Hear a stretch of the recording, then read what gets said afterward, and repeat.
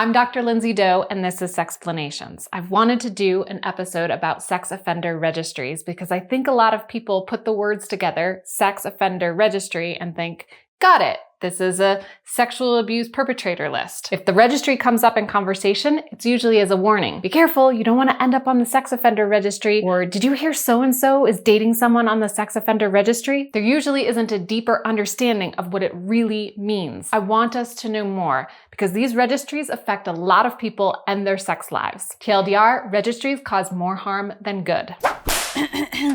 Okay. First, there's some terminology to go over. Sex offender registry refers to a list of data collected about people who've been convicted of, quote, sex crimes. There's a lot of diversity in registries around the world and from state to state. Some of these lists, like Canada's, are for law enforcement only. Others, like South Africa's, are also available to those working in child and/or disability care facilities where they may need to screen potential employees or volunteers. Then there are registries, like those in the US, that are online and accessible to the public. You put in a name or address, and if there's a registered person, you can view their photo, names, age and location, home and workplace, sometimes their criminal history, license plate number. A sex offender is a person who commits a crime involving a sexual act. This has included rape, sexual assault, giving minors access to porn, urinating in public, posting nudes, flashing someone in public, sex between minors, incest, human trafficking, and possession or distribution of child pornography, which includes sexting before the age of 18. Recidivism is the tendency of a convicted criminal to re-offend, and public safety is protecting people from crimes, disaster, and other potential dangers and threats. Take, for example, the case of Drew Shadeen, after whom the U.S. National Registry is named. Drew was born the same year as me and grew up in the Midwest like me. She graduated the same year I did and then moved out west for college like I did. There, Drew volunteered with underprivileged teens while going to school full-time and working multiple jobs, like I did. But at 22, I went on to grad school and Drew Shadeen went missing. Thousands of people looked for her. She was found 5 months later, victimized and dead. Her assailant had recently been released from a 23-year prison term for similar crimes toward other women. He was a level 3 sex offender, considered likely to reoffend, and the thinking was, if the community had known all of this, they could have protected Drew. The U.S. Department of Justice states, the availability of such information helps members of the public to take common sense measures for the protection of themselves and their families, such as declining the offer of a convicted child molester to watch their children or head a youth group, or reporting to the authorities approaches to children or other suspicious activities by such a sex offender.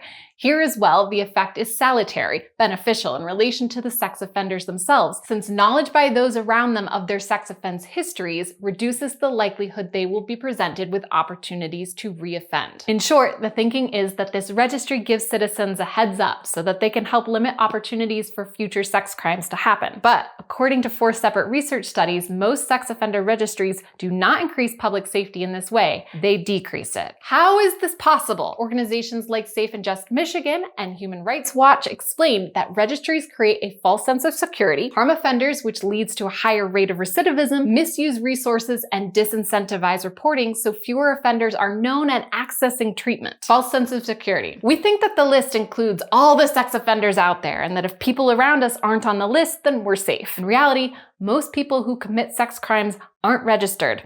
Either they weren't reported, weren't convicted, or weren't mandated to register. And that doesn't even include the people who haven't committed a sex crime yet. Harms offenders. The registry laws vary from place to place, but usually restrict where people can live, work, and go, which means that they have to stay a specified distance from places where there are children. Schools, parks, places of worship, daycare, retail stores, airports, and stadiums. As a result, offenders are often separated from social support, stable housing, and employment, which increases their chance of acting out, not decreases. Think of the worst thing you've ever done.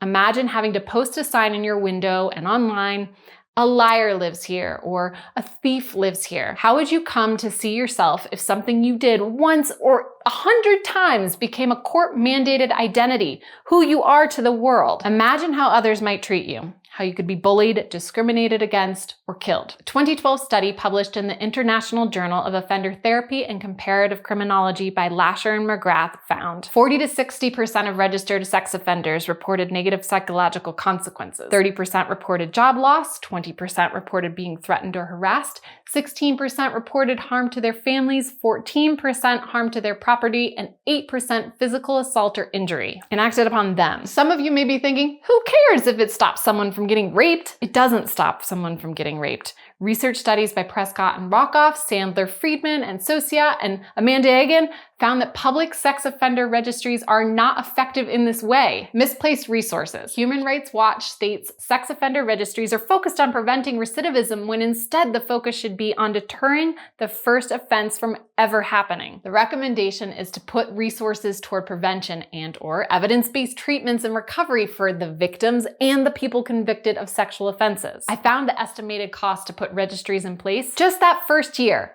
California is almost $60 million, Massachusetts $10 million, New Jersey $14 million. And this doesn't include a similar price tag for maintaining these lists. I spoke with Detective McCarthy, who shared that each year in Montana, a team of detectives, parole officers, and marshals locate and verify the state's registered sex offenders. I don't think it's terrible to check in and see how things are going, but as the Human Rights Watch puts it, individuals labeled as sex offenders have extremely low recidivism rates when compared to persons convicted of robbery, non-sexual assault, burglary, larceny, motor vehicle theft, fraud, drug offenses, and public order offenses. The only type of offense with lower recidivism rates is homicide. Disincentivized reporting. 80% of people who are sexually assaulted knew the person who hurt them before it happened.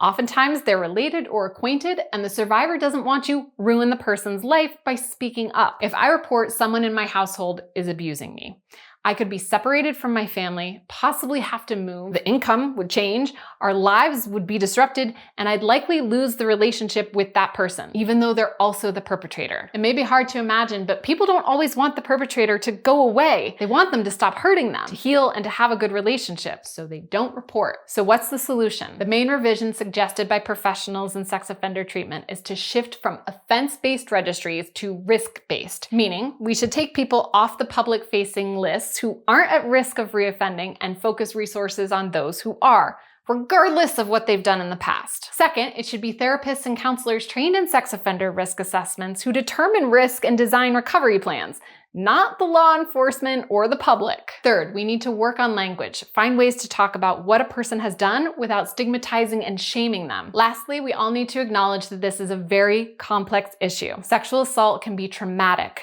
People want to protect themselves and others. There's a lot of fear and anger. Education is limited. Sexuality is complicated. Registries and laws are inconsistent.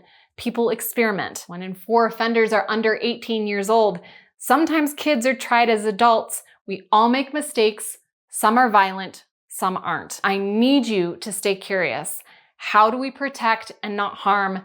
How do we heal? A big thank you to the professionals who helped me make this episode and for those of you on Patreon who make Sexplanations possible.